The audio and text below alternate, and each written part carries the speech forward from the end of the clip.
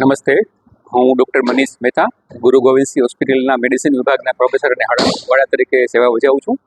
Doctor પોપટ સાહેબે કહ્યું એ પ્રમાણે એક તંત્રની સજાગતા અને તૈયારીના ભાગરૂપે અમે તૈયારીઓ શરૂ કરી દીધી છે.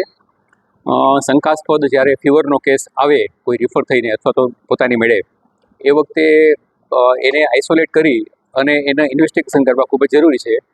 આ માટે હોસ્પિટલમાં એક અલાયદો વોર્ડ જગ્યા એક ફાળવવામાં આવી છે અને એ જગ્યા એવી જગ્યાએ રાખવામાં આવી છે કે જે અન્ય દર્દીઓનો ત્યાં ઘસારો ન હોય, જેથી કરીને એ તમામ હાઈલી ઇન્ફેક્ટિવ બીમારી હોવાથી એ સેગ્રીગેટ થઈ શકે.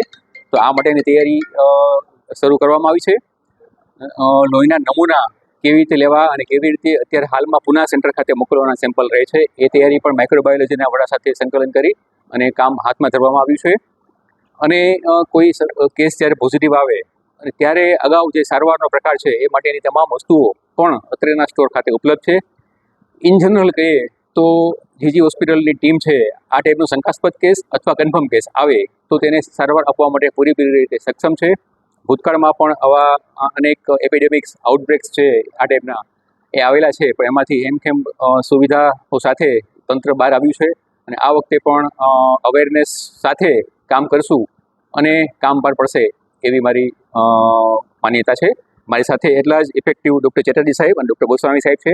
એ કોઈ પણ ઇન્ફેક્શિયસ ડિસીઝ આવે ત્યારે એના નોડલ ઓફિસર છે, સાથે માઇક્રોબાયોલોજી પીએસએમ ડિપાર્ટમેન્ટ તમામ ડિપાર્ટમેન્ટ અને અધિક્ષકની કચેરી દ્વારા કમ્પ્લીટ આસિસ્ટન્સ હોવાથી આ ટાઈપની જો ચેલેન્જ મળે તો એ પાર પડશું એવી મને મારી માન્યતા છે.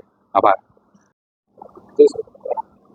હું ડૉક્ટર વિજય પોપટ, મેડિકલ સુપ્રિન્ટેન્ડન્ટ ગુરુ ગોવિંદસિંહ સરકારી હોસ્પિટલ જામનગર.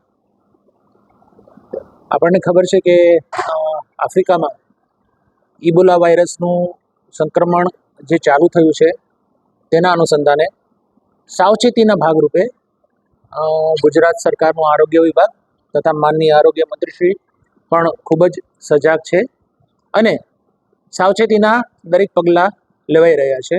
તો જામનગર ખાતે પણ જામનગરના દરેક વિભાગીય વડા, જામનગર જિલ્લા આરોગ્ય અધિકારીશ્રી, મ્યુનિસિપલ કોર્પોરેશનના અધિકારીશ્રી તથા જામનગર મેડિકલ કોલેજ અને જીજી હોસ્પિટલના નોડલ ઓફિસરશ્રીઓ, ડૉક્ટરશ્રીઓ, તેમની હાજરીમાં આજે એક મિટિંગનું આયોજન કરવામાં આવ્યું હતું અને આ મિટિંગમાં સાવચેતીના શું પગલાં લઈ શકાય તે અંગે ચર્ચા થઈ છે. અને આપણને ખબર છે કે હજુ સુધી ગુજરાતમાં એક પણ કેસ પોઝિટિવ આવ્યો નથી અને આરોગ્ય મંત્રીશ્રીએ જાહેરાત પણ કરી કે આ કેસ જે સસ્પેક્ટેડ હતો એ નેગેટિવ છે અને કોઈ અફવાઓ પર ધ્યાન ન આપવું અને કોઈ પેનિક થવાની જરૂર નથી. મારી સાથે આ વિષયના મેડિસિન વિભાગના વડા ડૉક્ટર મનીષ મહેતા તથા nodal officer doctor S Chatterjee સાહેબ તથા ડૉક્ટર ભૂપેન્દ્ર ગોસ્વામી સાહેબ પણ હાજર છે.